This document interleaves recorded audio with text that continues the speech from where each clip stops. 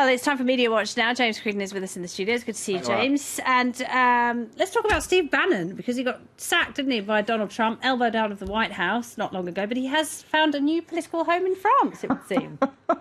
Who'd have thought? That's right, and all over Europe, as he would like it.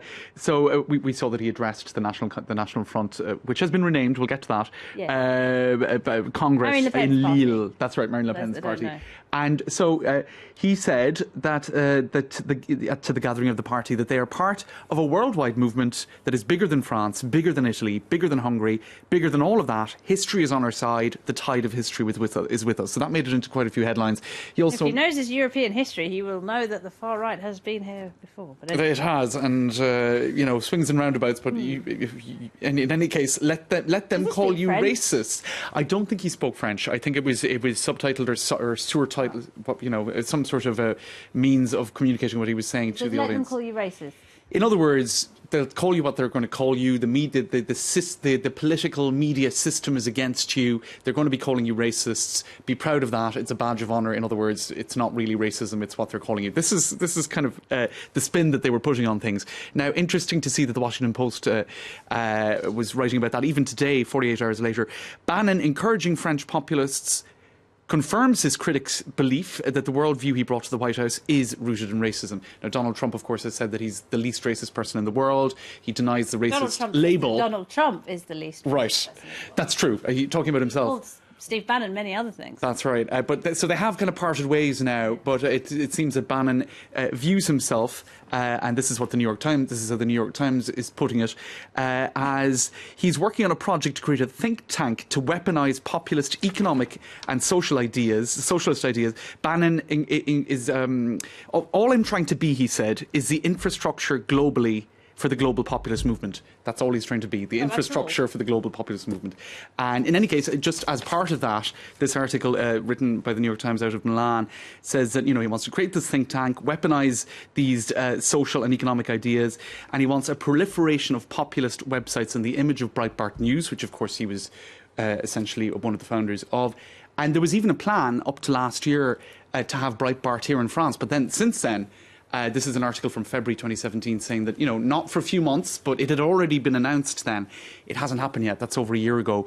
And I suspect now that there might be difficulties for him to launch successfully in France because Emmanuel Macron has said just a few months ago that he's going to put in place measures to block so-called fake news outlets, certainly in the run-up to presidential campaigns. So we'll have to see how all of that plays out. But certainly that's the plan, to kind of extend these sort of Breitbart news outlets, also weaponising social media and whatnot, and even a think tank on top of all that. So he's getting involved in European politics. He's getting involved in European politics as a cheerleader. We saw him in Italy as well, of course, in the run-up to that election. The far-right party has just done very well. Right. OK, and what are the various politicians in France saying about all of this? Well, France, and indeed at the European level as well, they're reacting. Guy Verhofstadt at the European Parliament, he's in charge of Brexit relations with the European Parliament. Bannon and Le Pen don't offer something new, just return to the dark days of European history. She's a Human Rights Watch spokesperson, and for her, none of this is changing the fact that it's a nationalist party that uses racism, xenophobia and hatred to excite its base. Now, that's just some of the comment we're seeing on social media, and then there's that horrible, perhaps unnecessary face blending that seems to always happen with...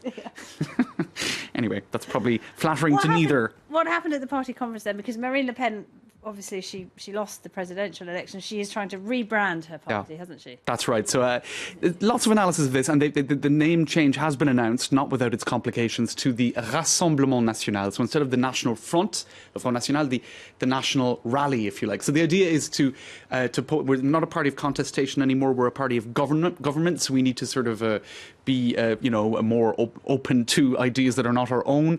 In any case, this is the analysis from our own website and many others saying the same thing. It might be a rebrand, but it's same old, basically. She tried to rebrand it before, didn't she? She just put Marine on her campaign poster. That's right, Marine. See the Front National mentioned anywhere. That's right, and it's not working so well. Change of name, but without a change of tone. And indeed, her deputy, Florian Philippot, left a number of months back. He was seen by many as a kind of a slightly moderating force within the party. He's started his own party, hasn't he? That's it. So if anything, the party is going back to its roots of being of playing up to, I suppose, hyper-nationalist kind of racist tendencies. This is the front page page of Libération this morning. They've changed the word rassemblement with an A, which means rally, to rassemblement. In other words, it's the same. It resembles. It's exactly the same as before. This is the Belgian state broadcaster. They had an interesting take on it too. They're saying essentially they can't change the party leader. There's no alternative to Marine Le Pen right now. There's nobody with the same kind of stature in the party or experience. So without, if they can't change the name, it's I suppose the principle of the shark. You got to keep moving. You got to do something, or else you're going to sink instead